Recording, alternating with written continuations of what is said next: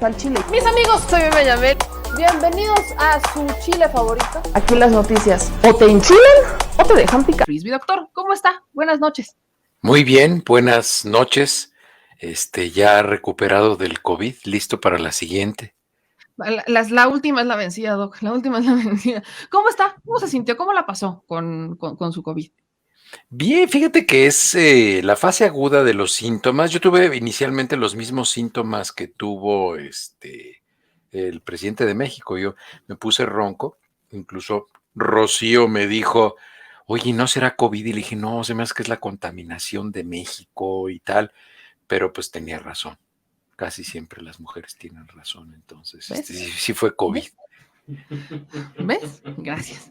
Pero es que aquí el que tengo enfrente luego no me hace caso. Pero bueno, doctor, vamos a entrar. Yo por eso no ando con hombres. Muy bueno. No más por eso, por necio. No más eso, no más es por esto. Pues ahí le voy, Doc, ahí le voy. Entremos con el tema de las pruebas. México está en un tema de todos nos queremos hacer pruebas, hay saturación en los centros de salud y hay incluso algunas alcaldías que están buscando vender las pruebas. Particularmente quiero preguntarle sobre el tema de la prueba Genrui, que buscaron sacar del mercado, que ya sacaron del mercado en España y Alemania, porque presentaba varios falsos positivos. Es una de estas pruebas rápidas, que es marca Genrui, particularmente en el tema. Pero empecemos por lo general. ¿Qué? ¿Hay crisis? ¿Hay un desabasto de pruebas en el mundo? Hay una sobredemanda, se están haciendo pruebas de manera innecesarias y no es necesario hacer tantas pruebas. Recuerden que las pruebas son una herramienta que es un auxiliar de diagnóstico. Todas las pruebas de laboratorio, ya sean pruebas rápidas de las que se realiza la gente en su casa o de las que vas y te haces en un laboratorio, pruebas de sangre, pruebas de saliva, pruebas de orina, cualquier tipo de prueba que se hace, son pruebas auxiliares de diagnóstico. Entonces, cuando nosotros tenemos una sospecha diagnóstica, pedimos una prueba para confirmar. Entonces, incluso ahí hay una confusión que se está generando por parte de algunas instituciones, no sé si sean públicas o privadas, pero les están exigiendo a muchos trabajadores y a muchos niños en las escuelas que para regresar a clases necesitan tener una prueba negativa. Y eso de lo único que habla es de que hace mucha falta seguir educando a las personas, porque es absurdo, es ridículo que una directora de escuela decida que quiere pedirle pruebas negativas a alguien para que pueda regresar a la escuela. Eso es innecesario. Y eso ya se demostró desde, no sé, desde octubre del 2020, el Centro para el Control de las Enfermedades y la Prevención de los Estados Unidos ya definió que no debe pedirse una prueba negativa, porque incluso pruebas como, por ejemplo, la prueba de PCR, que es una prueba, no sé si aquí explicamos la vez pasada lo de las pruebas, me recuerdan. Pero creo que lo podemos repetir porque justamente veíamos con este tema que le platico de las alcaldías, estaban hablando de dos pruebas, la de sangre y la rápida. Y hubo un comentario, y no recuerdo de quién fue, qué de doctor fue, el que hace el comentario de las de sangre no nos sirven para nada. O sea, incluso como de por sí hacerse pruebas, así como las quieren hacer, no es, no nos está ayudando en nada. Y las de sangre menos. Entonces, no, la de sangre, mira, si se hace una prueba de sangre, yo supongo que las pruebas de sangre que se están haciendo es para detectar inmunoglobulina M o inmunoglobulina G para SARS-CoV-2. Pero son bastante poco específicas esas pruebas para la fase aguda. Para la fase crónica, cuando ya hay inmunoglobulina G, sí es la prueba más confiable, hacer prueba de inmunoglobulina G para ver si la persona ya tiene anticuerpos. Pero eso va a salir positivo a las 6 u 8 semanas de que la persona se infectó, no en la fase aguda. En la fase aguda, la más importante es la prueba de PCR. ¿Por qué? Porque la prueba de PCR detecta material genético viral e incluso tiene la capacidad de amplificar la presencia mínima de material genético para que se detecte y se haga positiva la prueba. Es por eso que la prueba de PCR, que PCR significa en inglés reacción de la cadena de polimerasa, Polymerase Chain Reaction, por eso es PCR. En realidad en español sería RCP, esa sería la prueba. pero bueno, RCP es resucitación cardiopulmonar, entonces se puede confundir, entonces por eso se usa PCR. Eh, la siguiente prueba que se hace es la prueba de antígenos. La prueba de antígenos ya no detecta material genético, detecta proteínas virales, es decir, es menos sensible y menos específica y requiere que el paciente tenga altos niveles de replicación viral, es decir, que el virus esté reproduciendo muy activamente. ¿Y cuándo es eso? Cuando el paciente está muy sintomático. Cuando el paciente se siente peor, es cuando se hace la prueba de antígenos. Entonces, imagínense que les están pidiendo pruebas de antígenos a las personas, entonces tienen que ir realmente enfermos a la fila a contaminar a todos los que estén alrededor, para hacerse una prueba de antígenos, lo cual es absurdo. La siguiente prueba son las pruebas caseras. Las pruebas caseras, esas tienen un rango muy alto de falsos negativos. ¿Por qué? Porque la gente, pues obviamente no se va a meter el hisopo a la nariz como debe metérselo para hacerse la prueba, porque le duele, porque le incomoda. Entonces, nada más se lo va a hacer así por encimita. Entonces, es hasta del 30-34% la tasa de falsos negativos, es decir, 1 de cada 3 pacientes infectados va a salir negativo porque no se tomó la muestra de manera apropiada. Y entonces, estas son las pruebas que están a la disposición. Desde luego, la de sangre no se hace. A mí se me hace muy raro que estén haciendo todo ese tipo de cosas raras que pasan. Todas esas cosas raras que pasan con pruebas que no sirven, con los tapetes de agua mugrosa, y todas estas cosas, eso huele a corrupción. Alguien está sacando ventaja y se está aprovechando del miedo de la gente y de la urgencia de las personas. Entonces, no sé en dónde se esté haciendo eso de la sangre, pero eso pues es una gandallez, pues. Doctor, ¿quién se debería de hacer pruebas? Creo que volvamos al tema. ¿Quiénes son las personas que requerirían, digo, sacando a aquellos que en su centro de trabajo se lo piden, que ya es algo que hemos visto mucho y bueno, es el debate que hemos tenido eternamente? ¿Quiénes sí deben de ir a hacerse una prueba? ¿Para quiénes vaya usted a hacerse una prueba? Pacientes que estén sintomáticos y que sepan de alguna manera que pudieron haber sido expuestos a una persona que sea positiva. Si son personas que utilizan el transporte público y tienen síntomas, pues esa persona tiene que hacerse la prueba para estar seguro. Ahora, si son personas que están trabajando en su casa, que están haciendo oficina en su casa, pues la verdad es que si empiezan a tener síntomas, pues sigan quedándose en su casa, ya no salgan, utilicen cubrebocas, porque una prueba te la vas a hacer para tener la certeza de que tienes y entonces vas a tomar decisiones respecto al resultado de la prueba.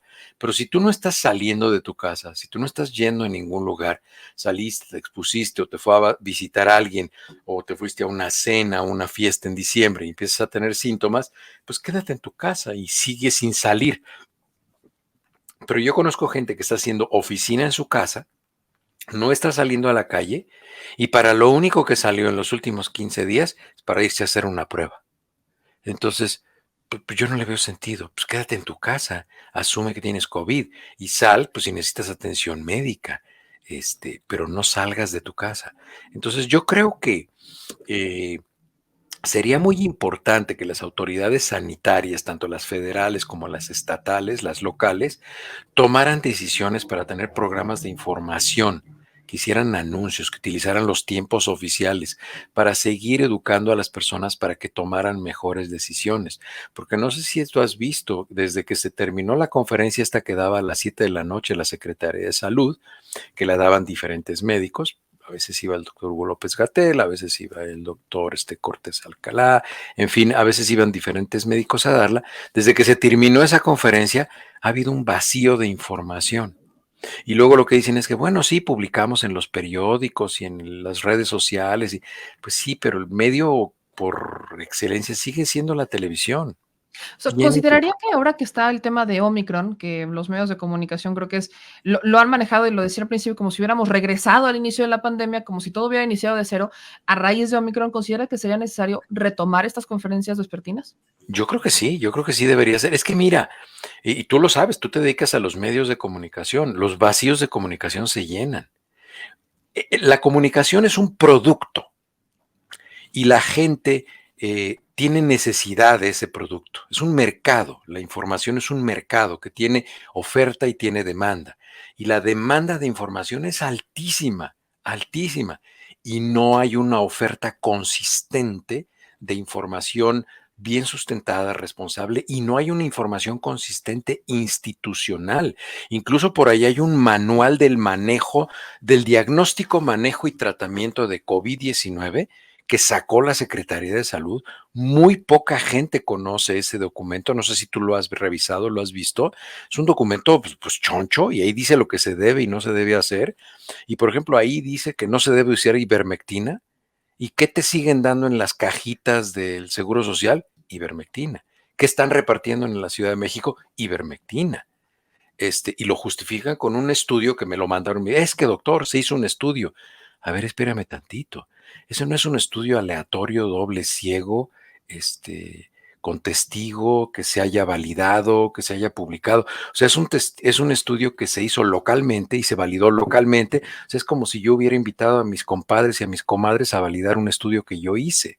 No, eso se tiene que someter a las personas que están cuestionando el estudio y que se haga un análisis y a ver si es representativo estadísticamente, para ver si se justifica el uso de ese medicamento, porque si no, pues están yendo en contra del manual de la Secretaría de Salud. Entonces, yo creo que no ha habido un criterio nacional para el manejo de la pandemia, porque se abandonó el canal de comunicación con la gente. Todo esto es para la gente y por la gente. Lo más importante son las personas. Y no es suficiente con las conferencias que se dan o con la información que se da los martes. No, no, Ese fue no es suficiente, porque la verdad, me digo, yo no sé si tú tengas estadísticas, pero ¿qué porcentaje de la población de México ve la mañanera o ve las conferencias de los martes? Digo, no tengo las estadísticas oficiales del gobierno. Sé que la mañanera es como que le quiere hacer copia a la Rosa de Guadalupe Televisa, pero porque sigo cuestionando, sigue siendo el programa más visto con más rating en México, Pero pues pero mira, debería aprovechar el gobierno e ir con el productor de La Rosa de Guadalupe y decirle, oye, vamos a hacer unos programas de COVID y vamos a transmitir información no útil para estaría la población. descabellado. O sea, no, o sea, sí Es que lamentablemente. Es que es una herramienta de comunicación que se tendría que aprovechar de manera inteligente. Ay, es que es una manera muy, poco educada de hacerlas. Pues sí, pero es el producto que quiere la gente. Y a los medios Es de lo que comunicación consume la gente. Y a los medios de comunicación se les dejó como este camino libre para hacer publicaciones irresponsables, citando expertos que no son expertos, o haciendo análisis de temas que no comprenden. Yo recuerdo mucho cómo al inicio de la pandemia utilizaban la situación que pasaba en Iztapalapa para decir que así estaba todo México y que para muchos de nosotros era lógico que los lugares con más pobreza o menos educación o sea, era más probable que ahí la pasaran mucho peor, y para muchos medios de comunicación ese fue el gran descubrimiento de hace 2 semanas. Y entonces, sí, bueno, o sea, considera que también hay el tema de cómo los medios de comunicación han llevado el asunto de Omicron, por ejemplo, o de Delta, ha sido irresponsable y que el gobierno tuvo que meter un poquito más en cintura. Mira, yo creo que los medios se regulan con los medios. Y una de las responsabilidades de los consumidores, que son quienes ven los medios, va a ser al final hacer un análisis de qué tan certeros y de qué tan acertados fueron los comentarios que hicimos las personas que estamos opinando de salud. Porque si nosotros vamos a apelar incluso al reconocimiento del gremio, pues es que esto no se trata de mayoritear la verdad no se mayoritea, la verdad ahí está. Y quienes hemos hablado y hemos dicho lo que va a suceder, cómo va a suceder, cuándo va a suceder, por qué va a suceder, y ahí está, aunque no nos den la mayoría, pues ahí está, o sea, la verdad no es negociable, ahí está, ¿no? Y y pues estos de las herramientas comunicativas que tienen que aprovecharse, digo, ahorita hasta me está vacilando aquí Rocío, porque me dice, hace unas semanas no tenías idea de lo que era la Rosa de Guadalupe. Yo no sabía que era, pues imagínate, yo soy médico, vivo en Estados Unidos, ¿yo qué voy a saber de eso? Y ella me explicó, porque yo oía que lo mencionaban mucho en una reunión que estuvimos y al fin, pues me daba pena preguntar ahí enfrente de todo el mundo, y yo, ¿qué es eso de la Rosa de Guadalupe? Yo pensé que era un programa en el que hablaban de rosas, de flores, pues. Pero me dijo, no, no, no, se tratan como capítulos breves de lo que está de actualidad y pues tienen una manera muy dinámica porque hablan de lo que salió ayer en las noticias, ya lo producen al día siguiente. Entonces, por eso a mí me parecería, y me dijo que era el programa más visto en México, O sea, por y rating. digo, vaya, muchos de nosotros A mí se me hace lamentable, o sea, entiendo la dinámica, pero es el programa que tiene más rating de México, el programa de Pero es televisión que que, más tiene ¿sabes más qué? rating de México. La vida cotidiana es tan estresante que ver cosas así, pues hasta te relaja, te baja la tensión. Ay, no, a mí me estresa. O sea, yo soy de las que ve La Rosa de Guadalupe y digo, ay, no, ya van a Digo, yo salir con nunca la he la visto, Virgencita de ya me Guadalupe, explicó que el Rocío de aire qué de se trata. la rosa les va a resolver. Ay, no, ya. Entiendo el origen del producto, pero me da mi telele, me da mi telele. ¡Ay, tenemos un invitado! Que quiere Sí, hablar aquí el está Pedro. micrófono. Quiere hablar al... ¿Algo que decir, Pedro? ¿Todo bien en casa? ¿Te tratan bien? ¿Ya te dieron croquetas? ¿Quieres premio, Pedro? Sí, si quiere Sí. su premio, pero no tengo Pedro aquí. dice, déjenme hablar, por favor. Sí. Reportando desde Colorado. Gracias, Pedro. Ahora, Doc, para concluir con el tema de las pruebas, Ujú. sería válido incluso mencionar que sí, que los que requieren la prueba serían personas que tienen la necesidad de salir y que tienen síntomas. Sí, y fíjate que ese es otro punto. Ese es otro punto importante. Mime. Si la gente empieza a consumir muchas más pruebas de las que debe porque no está indicado, quienes van a perder más, son las personas que no tienen recursos, porque se van a acabar las pruebas gratuitas y entonces pues ya no van a poder acceder a ellas. Y la gente que tiene dinero, pues puede seguir pagando sus pruebas, pero la gente que no tiene dinero no puede pagar pruebas propias y entonces, pues la gente más perjudicada finalmente, pues va a ser la gente de bajos recursos. Ya vino este celoso aquí. Este es Frank. Frank, ¿algo que decir, Frank? Hoy estamos recabando las opiniones perrudas. ¿Algo que decir? Ok, Frank también quiere premios y amor. Son, Hablando con, me encanta, desde Colorado con Pedro y Frank y el doctor sí, Frisbee. Así se va a llamar exactamente. ahora. Ricky Frisbee con Pedro y Frank. Oiga, Sí. Doc, ahora vamos y quiero plantearle la pregunta como me la hicieron aquí, como me la hizo Joe Sports. Así tal cual se la quiero plantear porque me encantó la creatividad con la que me la pregunta. Y dice Joe Sports, meme. ¿Es cierto que la señorita Delta se cansó con el señor Omicron, tuvieron deltacroncitos y viven felices para siempre? Fíjate que esto es una burrada que hicieron esto del tacrón y todas estas cosas. Lo que sucede es que cuando se contamina la muestra, puede tener muestra de dos variantes. Y la otra es que a veces la, las mutaciones pueden ser incompletas, o sea, es decir, un virus puede tener componentes de dos variantes, entonces no es tan exacto hacer eso. Además, que la otra cosa que empezaron a hablar fue de que la gente tenía influenza y tenía variante y tenía coronavirus, entonces también estaba hablando de la flurona, o no sé qué estaban hablando, porque era influenza con coronavirus. No es raro que en una sola persona coexistan dos enfermedades virales, pero no son nuevas enfermedades. Esto es un error y esto es un error transmitírselo así a las personas, ¿no? Entonces, o sea, podríamos decir que una persona podría tener COVID Delta y COVID Omicron, como lo han querido mencionar, ¿se podrían coexistir ambas? Claro. Incluso fíjate, yo ponía el ejemplo el otro día, uno de los retos más grandes, por ejemplo, para los pacientes que son HIV positivo, es que hay pacientes HIV positivo que pueden tener hasta más de 30 variantes diferentes en un solo momento. Este, así se comporta el virus de HIV. Entonces, esto no es algo raro en virología. Desde luego es algo nuevo para la población en general, para la gente que no ha tenido conocimiento de esto, pero no es raro que una sola persona pueda tener diferentes variantes de un solo virus en un momento histórico. Como les pongo ejemplo, el ejemplo extremo es del HIV, ¿no? Que puede ser que pues una persona puede tener hasta más de 30 variantes. Ahora, aquí nos preguntan también en los comentarios, ¿cómo distinguir si tienen COVID Delta o COVID Omicron? Si es posible incluso distinguir la diferencia entre uno y otro.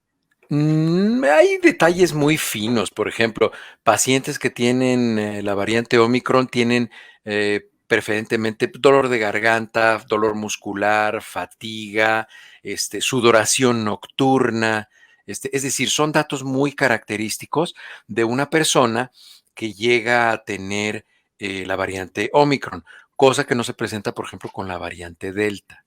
Pero ahora ya vimos que, por ejemplo, ¿se acuerdan? Creo que les compartí la semana pasada o la semana antepasada la gráfica del consumo. Mira, te las voy a compartir. Esta es la variante esto es de hasta el 3 de enero. Se la voy a mandar aquí al productor. Mándemela a mí. ¿A ti? Sí, échamela. Ok, para que tú la Ujú. puedas subir. Mira, te voy a compartir la total de la República Mexicana. Esta fue la de la República Mexicana. Esta es la gráfica de la República Mexicana hasta el 3 de enero. Y Sí, esta ahora, creo que sí. Y no la habíamos actualizado, la vimos antes. A ver, ahí va.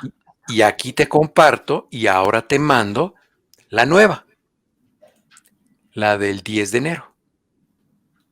Fíjate ahí cómo en esa gráfica que tú estás poniendo ahí en la pantalla, Omicron, que es el pico rojo ese que se está metiendo ahí por abajo, ya es el 50% de los casos. Ahí estás viendo, Omicron es el 50% de los casos. Eso es hasta el 3 de enero. Ahora pon la última gráfica que te acabo de mandar, que es actualizada al 10 de enero, a ayer. Ve cómo ha crecido Omicron, ¿ya viste? Sí. Cómo ya se está metiendo, así como si se estuviera metiendo en la fila, está metiendo el hombro en la fila, pero ya viste cómo en la República Mexicana, ve cómo va creciendo. Es prácticamente ya el 80% de los casos ya son Omicron y Ujú. ya está desplazando a Delta. Y la semana pasada apenas si llegaba a la República Mexicana, el total de la República Mexicana, apenas si llegaba al 50%. Pero incluso, o sea, aprovechando viendo esta gráfica que ahorita voy con alguna pregunta que me hacían aquí de las variantes, vemos que no solo hay un delta, Exactamente, o sea, son exactamente. varios deltas. Hay subtipos deltas, ¿sabes? Creo que hay como 11, una cosa así. Entonces, así igual, las variantes tienen subtipos. Ahora, aquí nos pregunta Gabo sobre ese tema. ¿Por qué las variantes se empezaron a mencionar o tuvieron una relevancia después de que inicia la aplicación de las vacunas? ¿Hay Eso es alguna mentira, relación? eso es mentira, eso es una mentira. Mira, ese tipo de comentarios que hace esta persona, esas son las mentiras que se han repetido mucho y se han hecho verdad.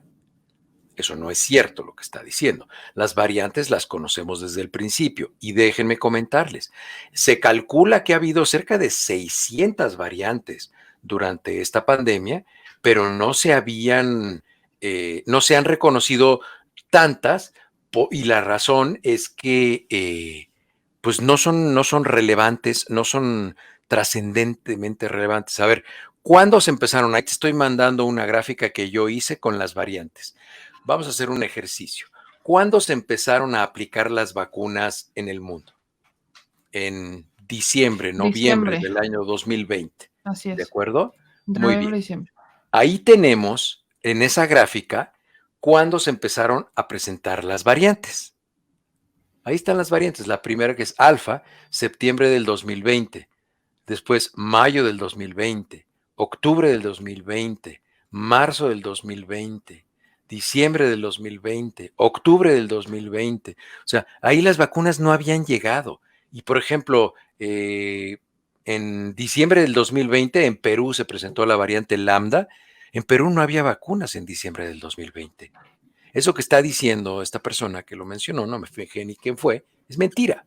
Es una mentira que se repite muchas veces y pretenden que se haga verdad. Y así no se maneja la información. Ahora, tomando en cuenta esta información, que es bastante importante que la podamos entender, que aquí platicamos, por ejemplo, me acuerdo mucho de cuando mencionábamos alfa o cuando mencionábamos la variante mu, me acuerdo mucho de la variante mu sobre todo, que las hemos ido mencionando, pero hoy las que se quedaron son Omicron y Delta.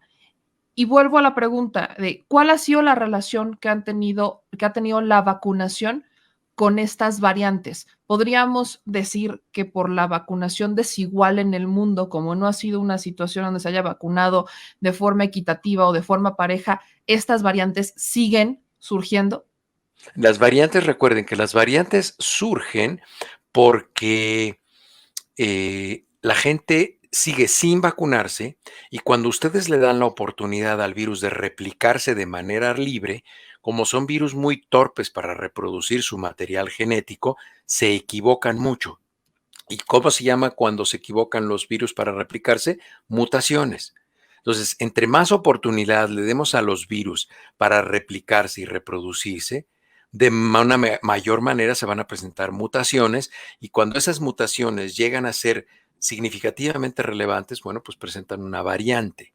Y esa variante de ese virus que ya presentó un grupo de mutaciones es la que puede llegar a tener una conducta biológicamente relevante que nosotros tengamos que estudiar y entonces ya se pasa de ser una variante de interés a una variante de preocupación.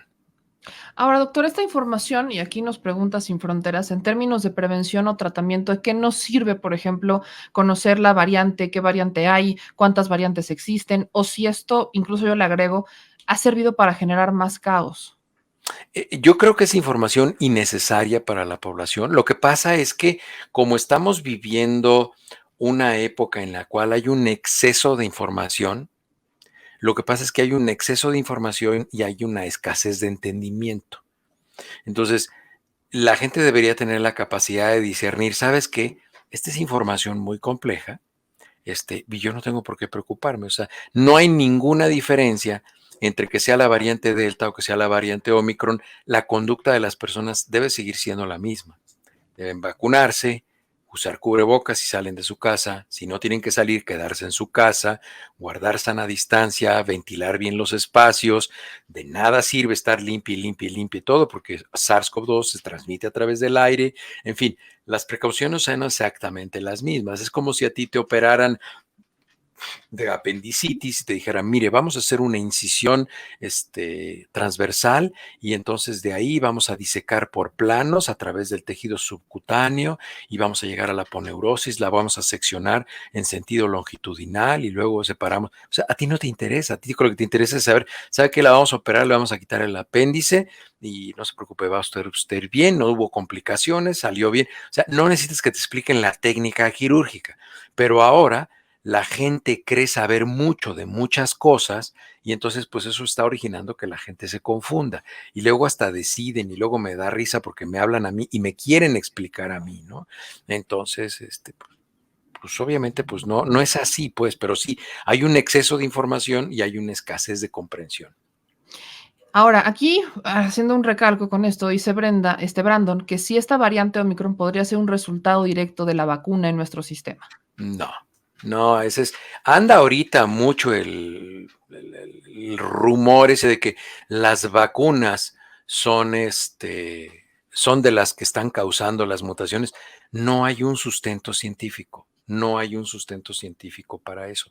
Nunca las vacunas han generado las mutaciones. Entiendan, por favor, lo que genera las mutaciones de un virus es que se mete a una persona, entra a una de las células de esa persona, se reproduce el virus y el virus cuando se reproduce es muy torpe, se equivoca y tiene mutaciones, tiene errores en la replicación viral y eso es lo que causa. ¿De qué manera las vacunas pueden estar relacionadas con eso? Por ahí hay una serie de mafufos que dicen que no es que las vacunas, los virus aprenden con las vacunas. Los virus no tienen cerebro, los virus no piensan. La única función de un virus es reproducir su material genético y su cápsula, los que son encapsulados. Hay unos que ni a cápsula llegan. El único objetivo de un virus es reproducir su material genético. Es lo único.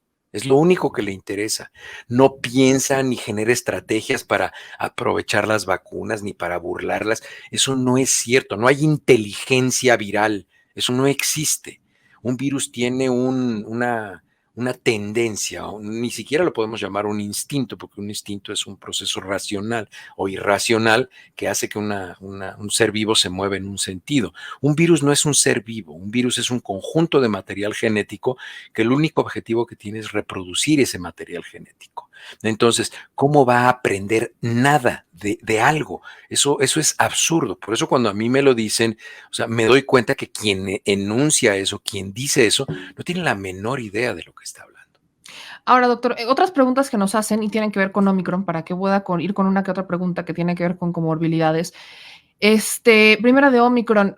Omicron sigue siendo una variante que, aunque contagia más rápido, es poco probable o menos probable que pueda provocar una enfermedad grave, o ya hablamos de hospitalizaciones por Omicron y que podríamos relacionarla quizás hasta con gravedad como la de Delta. Mira, los casos graves, los casos de gravedad por Omicron son muy pocos, pero debemos de ser muy cuidadosos, porque yo no sé si Omicron hubiera sido la primera variante que vimos, estaríamos teniendo los mismos casos poco serios con Omicron. Y les explico por qué digo esto. Porque en este momento, la mayoría de la población, por lo menos en México, ya se ha expuesto al virus, ya se ha infectado, ya tiene cierto nivel de anticuerpos y además, pues ya cerca del 60% o un poco más de la población en México ya está vacunada con un esquema completo. Entonces, eso hace que cualquier variante pues genere menos casos graves. Les repito, yo no sé si Omicron hubiera sido la primera variante, estaríamos hablando de que Omicron es muy peligrosa. Pero lo que sucede es que ya tenemos una gran parte de la población inmunizada. Es por eso que minimizar Omicron es un error muy grave, porque estoy viendo que hay algunos países que están incluso pensando en darle la libertad a la gente de que se infecte por Omicron para que generen inmunidad natural, lo cual es un error, porque sigue siendo SARS-CoV-2. Es una diferente presentación, se puso una ropita diferente, pero sigue siendo SARS-CoV-2, sigue siendo el mismo virus que potencialmente puede causar todos los casos. Además, que si nosotros vamos a promover que la mayoría de nuestra población se infecte, ¿qué estamos haciendo? Le estamos ofreciendo al virus la posibilidad de meterse a más células, en más personas, mutar más y que potencialmente se genere una variante. Y ustedes nada más imagínense que se genere una variante que se parezca mucho a SARS-CoV-1, al SARS original, al que se presentó en el 2002, que como ya se los he dicho aquí, tenía una mortalidad del 43%. Ustedes nada más imagínense que el 43% de las personas que se infectan, es decir, casi la mitad de los que se infectan, se mueran. Este SARS-CoV-2 tiene una mortalidad entre 2 o 3%, no es más que eso. Pero imagínense nada más que se murieran el 43 o 45% de las personas que se infectan. Y todo por estar jugándole al juego de que pues vamos a infectarnos todos para generar inmunidad. Entonces hay que ser muy cuidadosos con eso. Y cuando un político hace ese tipo de declaraciones de que pues vamos a infectarnos todos para que se nos genere inmunidad, obviamente no están entendiendo de lo que están hablando. Doctor, nos pregunta también sobre Omicron, si alguien se contagia con Delta, con COVID Omicron, generaría anticuerpos para COVID Delta. ¿Cómo funciona el tema de los anticuerpos o de la inmunidad cuando ya uno se contagia? Hay estructuras que son comunes en los coronavirus y la inmunidad que se genera es para esas estructuras. Pero si un virus genera una mutación y una variante que sea significativamente diferente y que tenga otras estrategias tanto para adherirse, por ejemplo, si genera, por ejemplo, Omicron, la diferencia que tiene es que tiene alrededor de 30 mutaciones en la proteína S, que es la que le da el acceso a meterse a las células, pero imagínense que de repente tenemos una variante que tiene 60 mutaciones y que además de darle mayor facilidad para meterse a la célula, le da mayor velocidad para replicarse o mayor velocidad para transmitirse. Y entonces que sea una variante que se transmita en 2 días y que se transmita a 22 personas diferentes. Imagínense la manera tan acelerada que se van a empezar a presentar los casos. Y las infecciones previas por diferentes variantes, lo que van a hacer es que van a generar una inmunidad para las estructuras que sean similares en esa variante y en la variante que infectó previamente a esa persona. Ahora, Doc, vamos con otras preguntas. Aquí nos mencionaban, y lo quiero subir un poquito, a ver, aquí está. Mario, querida meme, doctor Frisbee, estoy saliendo de la enfermedad sin problemas respiratorios, pero me atacó como si fuera una infección en vías urinarias. ¿Qué variante pudo ser? Está vacunado con Pfizer. Sí, leí el comentario de Mario incluso temprano y hoy lo comenté, tuve una entrevista con Hernán en La Octava y yo tuve ya 2 pacientes que llegaron a la clínica con síntomas de infecciones de vías urinarias y pues nada más pues por intuición les hice una prueba, yo tengo ahí pruebas diagnósticas en el consultorio y fueron positivos para COVID, pero por ejemplo hubo pacientes que con variantes como Delta o como Lambda se presentaban con diarrea. O sea, el síntoma inicial que presentaban era diarrea o dolor abdominal.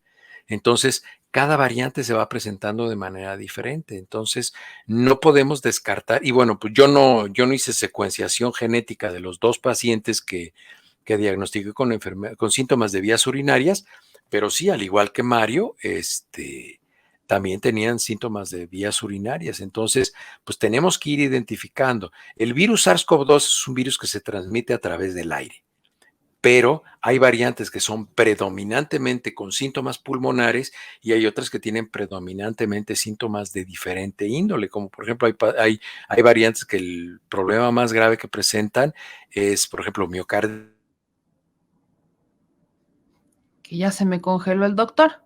¿Qué dice el doctor Frisbee? Que ahorita regresa, que espérenme tantito, ya se nos congeló aquí, se nos frició un poquito, pero vamos a ir con estas últimas preguntas ahorita que regrese el doctor Frisbee. A ver, parece que ya lo tengo. No, todavía no. Ahora está en negros el doctor Frisbee. Se fue la luz en Colorado. Vamos a ver si podemos reconectarnos, a ver si ya, a ver, báileme aquí, Doc, a ver si ya funciona. Hoy, Ahí está, ya. sí, Sí yo se no me pudo. fui, lo que se les fue a ustedes, pero no, yo sí seguí Ay, aquí. ay, No, porque aquí yo tengo prendido el YouTube en la pantalla de junto para estar leyendo los comentarios y esos no se me fueron. ay, trae delay, Doc, trae. Bueno, vamos a retomar el tema de las vías urinarias. Entonces, sí podría haber tenido que ver el tema de la infección con Ujú. alguna variante, podría ser un síntoma o una Sí, claro. comorbilidad. Puede ser, porque puede ser que un virus tenga mayor afinidad por cierto tipo de epitelio, es decir, por cierto tipo de tejido, y tenga mayor afinidad para irse para allá. Y sí, claro que puede ser. Cada variante puede presentar diferentes síntomas. Pregunta que nos hace Héctor, si la esclerosis lateral amitrófica es considerada una comorbilidad de alto riesgo. No, no, no, la esclerosis lateral amiotrófica o enfermedad de Lou Gehrig no es considerada una comorbilidad de alto riesgo. No. Nos pregunta Claudia que si a usted le dio variante Omicron o Delta y pregunta que si esta es la primera vez que se contagia. Mira, fue la primera vez que tuve síntomas, pero yo he tenido, híjole, ahí en la clínica hemos diagnosticado pues ya casi 400 pacientes. Yo creo que ya los pasamos los 400, porque hemos estado diagnosticado muchísimo COVID esta semana y la semana anterior.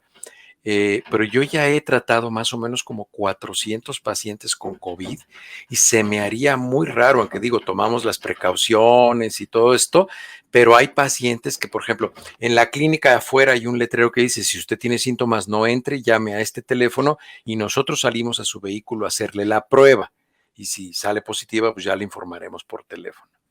Pero hay pacientes que se meten a la sala de espera, los pasan, están en la sala de espera 15, 20, 25 minutos, los pasan a una sala de examen, a una habitación de paciente, a una sala de examen físico, y si está el paciente allá adentro 5 o 10 minutos esperándome, entro, le digo, ¿por qué me viene a ver?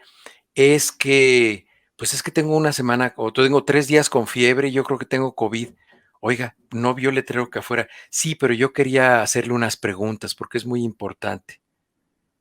Y no les importa. Y ya estuvieron en la sala de espera respirando, hablando, tosiendo y saben que están potencialmente infectados.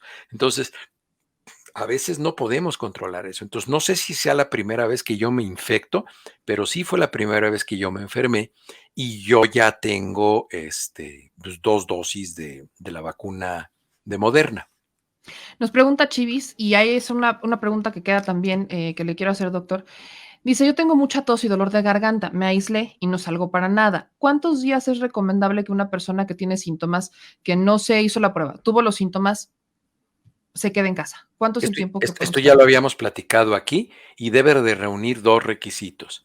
Que pasen 10 días desde que inició con los síntomas y que tenga por lo menos 24 horas de no tener fiebre. Es decir, vamos a decir que los síntomas iniciaron hace 7 días, entonces ya nada más le quedan 3 días, les queda miércoles, jueves y viernes, ya son 10 días, pero a partir del jueves o en el jueves ya no debe de tener fiebre. Si ya no tiene fiebre o nada más tuvo fiebre los 2 primeros días, está perfecto.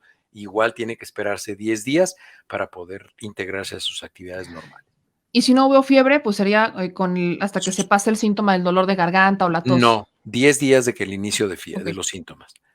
Ahora, doctor, hay un tema que hoy preguntan en la mañanera que tiene que ver con el tiempo de aislamiento, que en países como por ejemplo Estados Unidos, hoy ya no se habla de estar de 15 días, sino que se hablan de menos días, de entre 5 y 7 días. Ujú. ¿Esto cómo está funcionando? ¿Cuál es la determinación? ¿Es algo generalizado? ¿Es válido que ahora el aislamiento sea más chico, de menos tiempo? Lo que pasa es que ya se están enfrentando aquí a problemas de, de personal para trabajar, o sea, de personal me refiero a personal laboral. Ya está costando mucho trabajo que la gente se presente a trabajar y además acuérdense, aquí en Estados Unidos el 40% de la población no se va a vacunar, es decir, estamos hablando de 130 millones de personas que no se van a vacunar y eso le da una velocidad de transmisión a los casos. Yo me acuerdo que hace como 4 o 5 días decían que se había roto el récord de 1 millón de casos transmitidos en 24 horas en los Estados Unidos. Yo creo que deben de ser bastante más, porque ustedes nada más imagínense la manera en la que se transmite Omicron, primordialmente en personas no vacunadas, y hay 135 millones de personas, 135 millones de personas no vacunadas.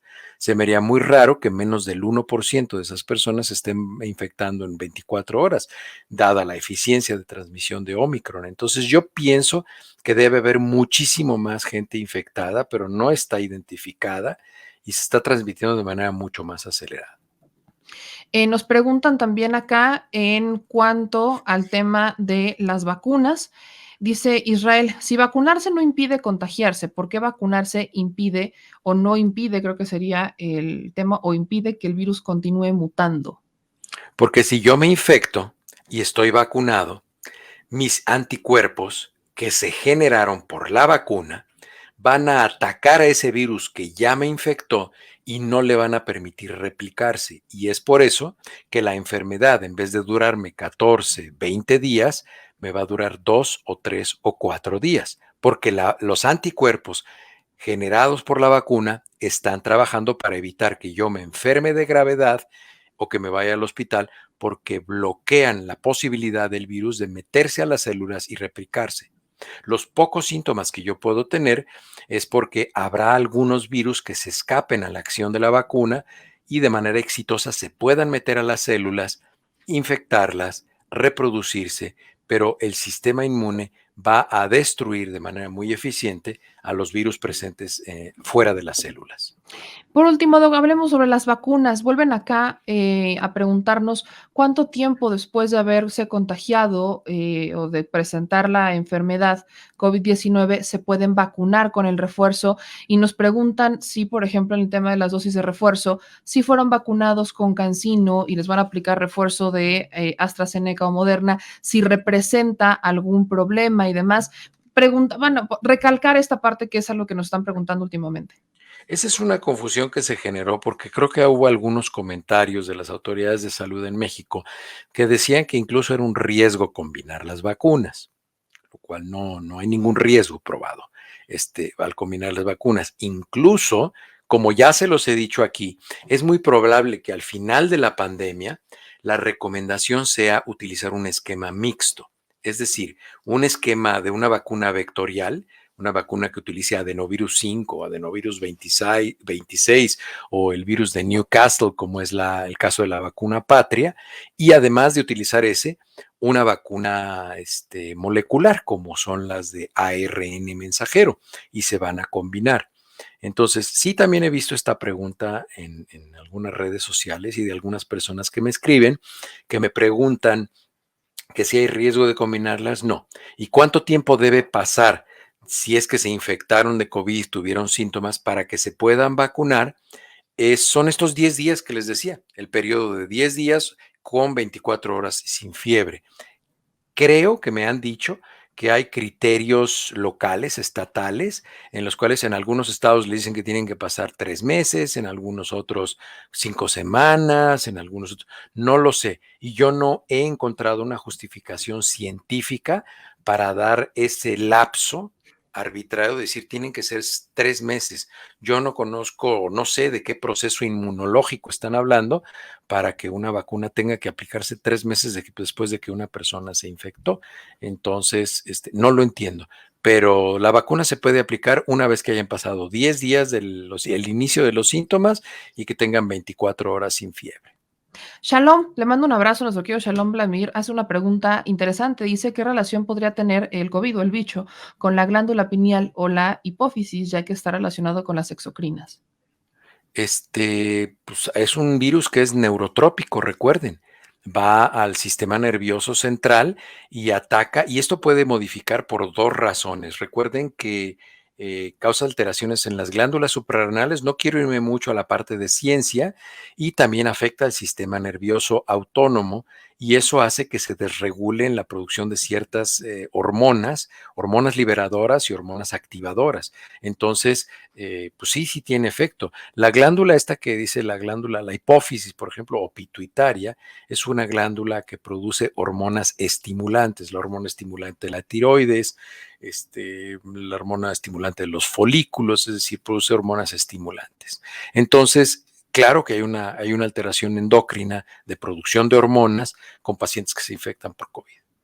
Le mando un abrazo a nuestro querido Chris que nos manda esta pregunta. Creo que ya le respondimos al inicio, ¿no? De qué información se tiene referente a la manera en la que nace una variante y si es cierto que esto sucede solo con personas no vacunadas. De la mayoría de los casos, sí, son personas no vacunadas porque son las que le ofrecen más libertad al virus de reproducirse de manera amplia. Es más, puede ser, fíjense, es posible que, por ejemplo, una persona vacunada nos infectemos, el virus logre meterse a una célula, pero los virus que salen de la célula en la que se reprodujo ese virus que logró entrar a la célula son destruidos inmediatamente por el sistema inmune. Entonces, aun cuando se generara una mutación o una variante en una persona no vacunada, es altamente probable que el sistema inmune lo destruya esa variante antes de que llegue a tener una concentración tan alta que esa persona pueda transmitírselo a otra persona. Entonces, ese es un doble beneficio de las vacunas y es por eso que no es que solamente los no vacunados produzcan variantes, los vacunados también, pero la cuestión está en que el sistema inmunológico va a destruir esa variante antes de que llegue a tener una concentración tan alta y que sea infectante. Recuerden, para que una persona infectada y que empiece a reproducir el virus pueda infectar a otra, necesita tener una carga viral importante para transmitírselo a la otra persona. Si nuestro sistema inmunológico no permite que esa variante o esa mutación que se produjo en una persona vacunada llegue a reproducirse para tener una carga viral tan importante, no se lo vamos a transmitir a otra persona. Es por eso que se dice que la vacunación es un acto de responsabilidad individual y colectivo, porque de esa manera nosotros nos protegemos nosotros porque estamos vacunados, pero también protegemos a los demás porque no permitimos que una potencial variante pueda alcanzar una carga viral significativa para pasársela a otra persona. Pues doctor, obviamente siempre ya con el tema de Omicron nos quedan más preguntas, pero usted tiene programa los sábados. ¿Va a haber Sí, programa?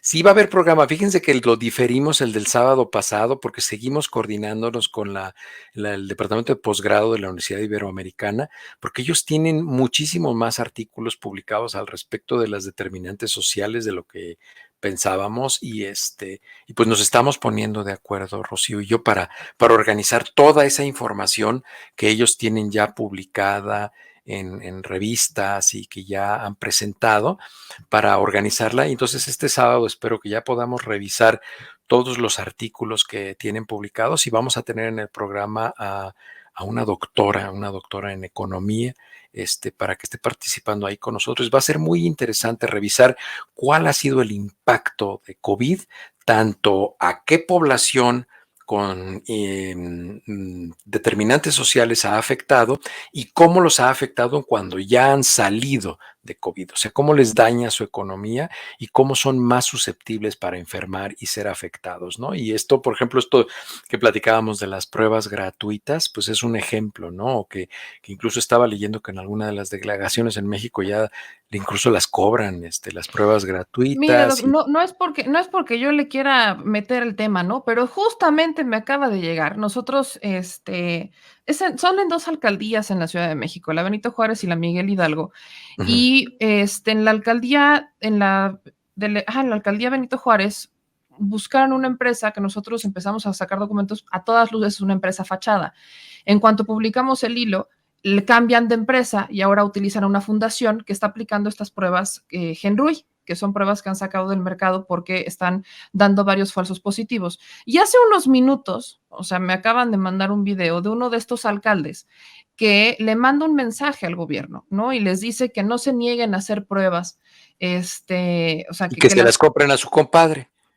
ese es el tema, ¿no? Dicen, es que la alcaldía no lucra, ni opera, no cobra nada, pero por supuesto que a nosotros nos generan muchas dudas, pues hicieron un convenio. Eventual, nos queda claro, a mí me queda claro que en la alcaldía no lo está cobrando, pero ¿quién me dice que no la está cobrando un compadre o un amigo que está detrás de estas fundaciones o de estas empresas? Pero al final el mensaje que hacen los alcaldes es que las pruebas de COVID son la única manera para detectar contagios y frenar la pandemia. Esto eso que mencionan los políticos ahora expertos en epidemiología, doctor, ¿es cierto? ¿Las pruebas son la única manera? No hay una única manera para detener una pandemia. Es un ejercicio que tiene muchísimos frentes y la manera más efectiva para detener la pandemia es la vacunación, el uso de los cubrebocas y un ambiente ventilado. Las pruebas diagnósticas son un auxiliar de diagnóstico, pero eso no detiene una pandemia. Eso de lo único que está hablando, pues es una profunda ignorancia de quien lo está diciendo. Espero que sea una profunda ignorancia y no sea un comercial disfrazado de mensaje humanitario, ¿no? Por eso quería justo aprovechando el tema hacer la pregunta porque, bueno, ya lo hemos platicado Sería muy aquí. interesante que quien acuda a ese tipo de conferencias con estos personajes, que le preguntara, ¿no? Al señor que está diciendo esto, ¿me puede explicar cuál es el mecanismo epidemiológico o de salud pública por el cual las pruebas detienen una pandemia? ¿Me puede explicar cómo está usted vinculando hacer muchas pruebas con que la pandemia se detiene? ¿Me puede explicar? Y pues obviamente te va a poner cara de frisbee porque pues, no vas a saber ni qué contestar. No, porque su argumento es que cuando hacen las pruebas, entonces ya vas a poderlos mandar a aislamiento y vas a saber que sí tiene COVID. O sea, ese es el argumento. Pero es que si una persona tiene síntomas de una enfermedad de vías aéreas superiores en una pandemia, debe asumirse con COVID hasta demostrar lo contrario. Y Y eso si no es es nuevo, ¿no? no, eso no es nuevo. Eso está desde que se declaró la pandemia en marzo del 2020. Lo que pasa es que, pues, este señor, yo no sé dónde estaba, ¿no? O claro, pues están haciendo negocios, no es nada nuevo. Pues búsquenle ahí. Yo puse un tuit hace como 5 días de las tranzas que se hicieron en la pandemia de H1N1 en México. Búsquenle, búsquenle y van a ver, esto no es nuevo. Las pillerías relacionadas a la salud, no es nada nuevo. Y pues, digo, por Dios santo, estamos hablando de la política y de los políticos. Me encanta cuando los políticos mencionan que el tema de hacerle como una campaña a las pruebas es manipular a la gente y mentirle a la gente cuando, bueno, creo que el contexto es muy distinto. Y aquí justamente hablábamos hace tiempo sobre las pruebas no fueron la gran solución al COVID, ni hoy ni antes. No, mira, las pruebas son muy útiles desde dos perspectivas, como se los explicaba, desde la perspectiva individual, cuando nosotros sospechamos que estamos enfermos, nos hacemos una prueba para tomar las precauciones inherentes a nuestra conducta individual. Y también son muy importantes desde el punto de vista colectivo para que veamos las gráficas como las que presentamos hace rato, cómo se van moviendo los porcentajes de las diversas variantes y cómo van ocupando una comunidad, una sociedad, una ciudad, un país. Para eso son importantes, para hacer un análisis estadístico, epidemiológico de cómo se va desplazando, pero no son la herramienta principal para contener una pandemia. Son herramientas de diagnóstico, nada más, pero no son herramientas de contención. Por eso te digo, cuando un político de estos sale y me dice que de las vacunas son que las pruebas diagnósticas son la única herramienta para detener y frenar la pandemia, pues que me expliquen cómo, ¿no? Que me expliquen cómo. Pues yo ahí lo dejo con eso, Doc, y ahí se la dejo a la gente, sobre todo a la gente, para que no deje que le laven el coco. Creo que si en algo coincido con su mensaje es que la gente ha aprendido algo. Espero que Sí, hayamos claro, aprendido algo. que la gente pregunte todo, que nos pregunte todo. No hay preguntas tontas. La única pregunta tonta que es la que no se hace y la que se guarda. Entonces, que nos pregunten tonto, igual que y todo, y que le pregunten igual a los políticos. Así Porque los es. políticos de repente, yo siempre se los he dicho aquí, los políticos no deben hablar de salud pública. Ahí les mandamos un mensaje a los alcaldes. Doc, ¿dónde lo siguen en sus redes sociales? ¿Cuáles son? HL Frisbee en Twitter y Héctor L. Frisbee en Facebook y en YouTube. En Facebook estoy tratando de ser un poquito más activo, pero sí tengo el maldito vicio de trabajar todos los días, entonces De tener que trabajar y pues a bueno. veces no tengo tiempo. Sí. Doc, le mando un abrazo, nos vemos el próximo martes y estamos pendientes de toda la información y en sus redes sociales. Muchas gracias, que tengan muy linda semana. Un abrazo igualmente. Gracias, Doc. Hasta luego. Se les está diciendo, se les está avisando, incluso se les está repitiendo que por favor no politicen la pandemia. Miren, no les voy a poner el video porque ya saben qué dicen, pero a gran escala los alcaldes de la Benito Juárez y de la Miguel Hidalgo no entienden lo que no entienden. Por supuesto que podemos cuestionar, y yo lo voy a poner de esa manera, el que realizaran estos convenios para pues poner el espacio y que en ese espacio empresas privadas, fundaciones, como lo han hecho, puedan dar servicio y dar estas pruebas. Va. Pero en la mañana justamente exhibíamos y ayer en la noche exhibíamos cómo es que estos políticos están contratando, están haciendo convenios, es la palabra correcta, están haciendo convenios con empresas de dudosa procedencia, empresas fachada, una. Fundaciones que están vendiendo pruebas COVID que han sido sacadas del mercado por la cantidad de falsos positivos que están generando. Y tres, se les está cuestionando porque, por supuesto, que su argumento ha sido que este gobierno no ha querido aplicar pruebas. Eso es falso. En la Ciudad de México, en donde ellos dos están, se están aplicando pruebas gratuitas en más de 175 puntos. ¿Cuál es el problema? Y es lo que le preguntábamos al doctor Frisbee hace un momento. Hay una sobredemanda de estas pruebas. Hay varias razones. Una de ellas, que ellos y estos dos personajes argumentan que la gente está desobedeciendo al presidente, que no le está haciendo caso al presidente porque ya aprendió y el diagnóstico es distinto. El problema que hay es que, uno, los medios de comunicación han jugado un rol muy importante en alarmar a la gente. Dos, parece que no hemos aprendido nada algunas personas de la pandemia a sabiendas de que tenemos un tema con las pruebas, que la prueba lo único que nos va a hacer es confirmar o desechar. Por eso, si una persona presenta síntomas y tiene la necesidad de salir, tiene la necesidad de trabajar, hágase la prueba. Pero si no presenta síntomas, entonces, ¿cuál es la motivación para realizarse una prueba? Hay personas que ni siquiera salen de su casa, que están haciendo un home office porque así fue la política de la empresa, o que la empresa vio que empezaron a ver uno que otro contagio y mandó a todos a su casa de nuevo para evitarse problemas. Estas personas, ¿cuál es la necesidad de que se hagan una prueba si se van a quedar en su casa? ¿Para ver si van a salir al súper o si van a ir a un rol a la calle o no? Si no tienen COVID, ese es un tema. ¿De qué nos va a servir tener tantas pruebas? ¿De qué va a servir? ¿De qué va a servir cuando no están llegando a los hospitales, por ejemplo?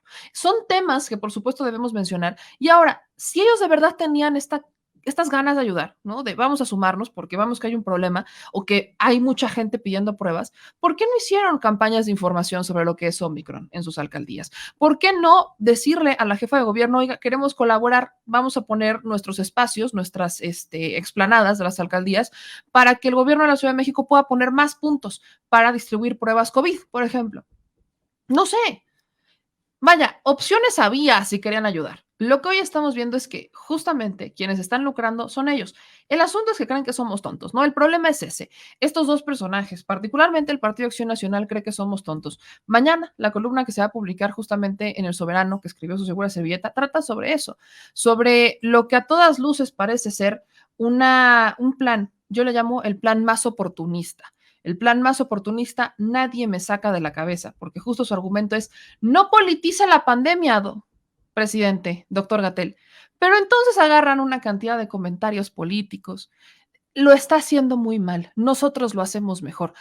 ¿Ya entregaron las pruebas que debían en la Miguel Hidalgo? Digo, pregunto, porque si a estas vamos, creo que valía la pena mucho mencionar que están aplicando pruebas y que no están entregando los resultados en tiempo y forma. ¿Neta? Santiago Taboada, neta Mauricio Tabe, o sea, neta creen que la gente es tan tonta. Pues espero que no sean tantos los que crean en ellos, pero bueno.